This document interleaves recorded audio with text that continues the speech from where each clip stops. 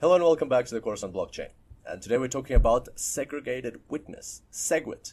You may have heard this term, and today we're going to get like a brief overview of what it's all about. We're not going to go into the technical details behind it, but briefly we'll discuss what SegWit is all about, why it's important, and so that you're prepared for these conversations if you ever need to have them.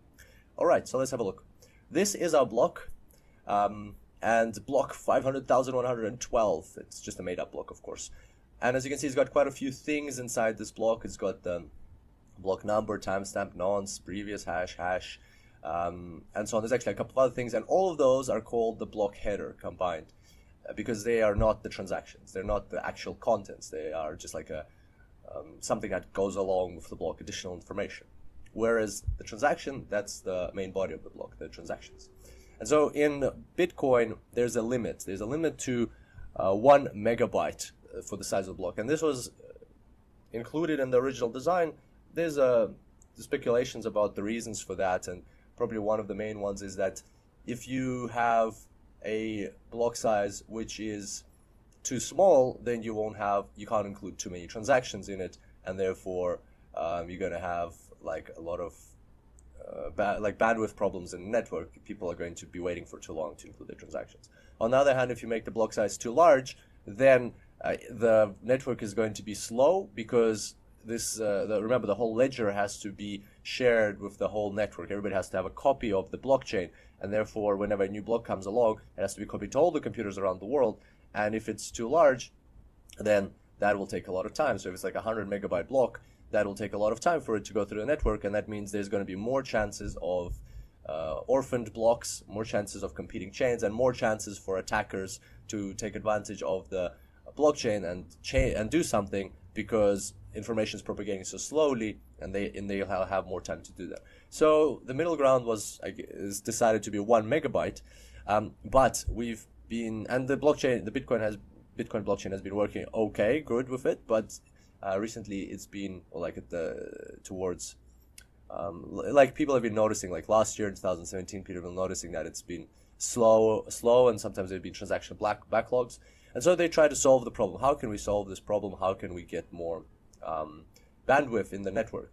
And there's a couple of options. There's a approach of a hard fork and a soft fork, and we'll talk more about forks in module 3 of the course. Well, the hard fork that was proposed was to increase the block size, and the soft fork was Segregated Witness. And so there's two different approaches, and basically the hard fork, eventually that's what resulted in Bitcoin Cash that we see now, but we'll talk about that more in module 3.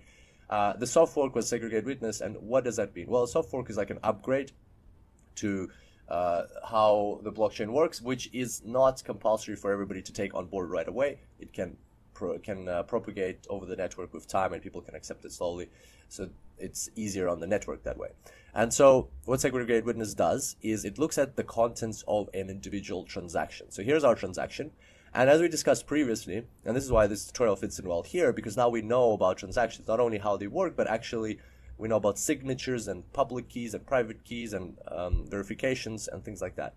And so we know that a transaction is not as simple as just the header, the number of the transaction. It's actually got more to it. It's got of course the from, to, and amount. That's the main reason for the transaction. We need to know who we want to add to the chain, who's sending whom money, and how much money they're sending. But also, for security purposes, we cannot just include that information. We cannot just put their names there. We have to put their addresses, and also we need to put a signature and a public key. We need to attach our signature and our public key to the transaction. And the reason for that is because we need the nodes to be able to verify who has signed the transaction, and has it been signed by the person who actually holds the private key behind that public key.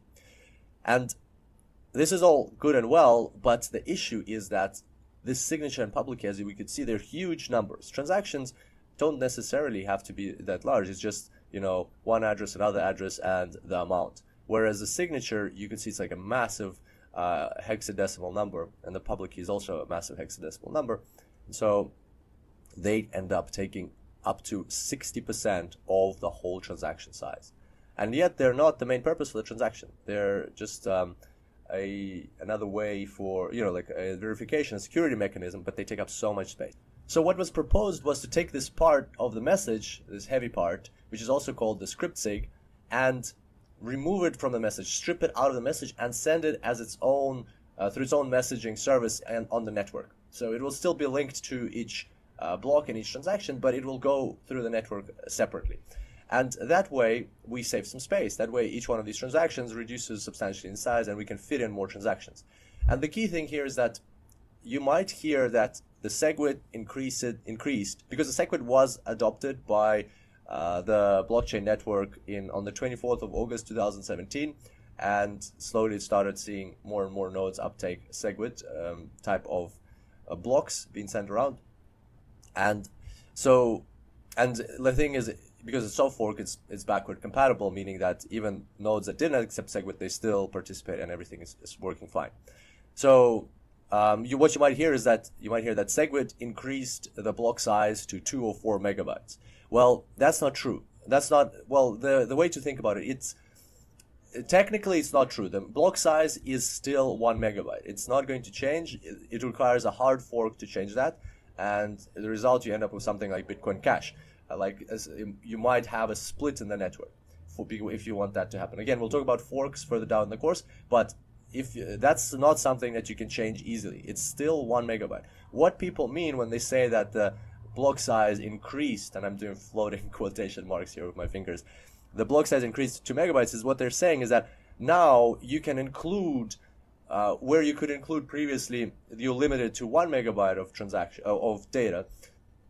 Now you can include a lot more data, which feels like 2 megabytes of data, right? Feels like 2 megabytes of data. But at the same time, because these things are getting stripped, and it's about 60%, so even more, if you can even include a bit more than what feels like 2. People say like it can get up to 4 megabytes. But the point is, like in comparison to what you had previously, if you're including X transactions previously, now you can include like more than 2X transactions. So it's as if you're including 2 megabytes of data in the block, but in reality, this part is getting stripped out and is being sent separately. So in the end, you're just ending up with still 1 megabyte of data in the block, just more transactions. So there we go. That's how SegWit, like a general overview of SegWit, so you know what it is. Oh, and by the way, why is it called SegWit? Because witness, this data, witness is a synonym, is used as a synonym for signature. So it's a segregated signature. You can say that, but sig I guess doesn't sound that great. So segregated witness meaning that you're segregating this block, you're segregating the script sig into its own messaging channel. That's why it's called SegWit.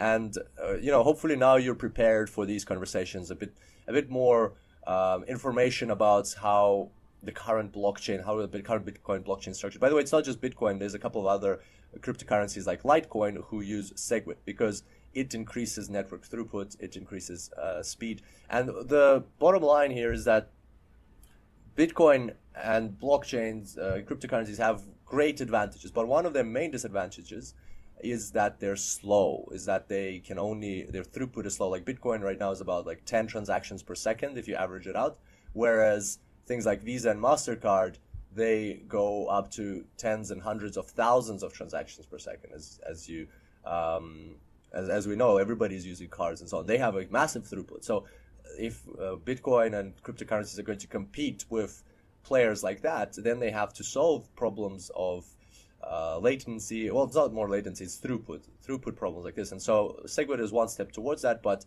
there's lots more steps to be taken and lots more decisions to be made in the future of Bitcoin and other cryptocurrencies in order for them to have that throughput that will be like that can compete with what we have with the banking system that we have right now. So there we go. Hope that makes it a bit clearer what SegWit is. For additional reading, I'll redirect you to the legendary, as they call him, Jimmy Song. So Jimmy Song is a developer of blockchain, I think maybe even Bitcoin, not sure about that last part. But basically he has, like, I haven't read that many things from Jimmy Song, but they are quite well written.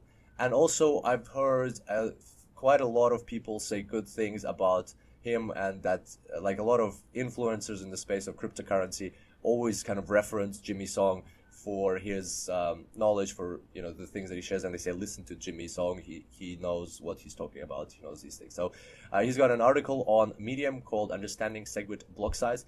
I will say it, like, his style is not very, like, it's a bit technical. It's not completely simple. So you will find it's not that easy over read. It's not like extremely programming and technical, but he uses terms that that might be quite hard to grasp. So be prepared for that. But at the same time, it does explain a bit more details about SegWit than what we had here. But even what we had here is enough to get you started on understanding SegWit. This is if you want to go into more technical things and understand, like, exactly how, or more closely, how things will work in that technical side of blockchain.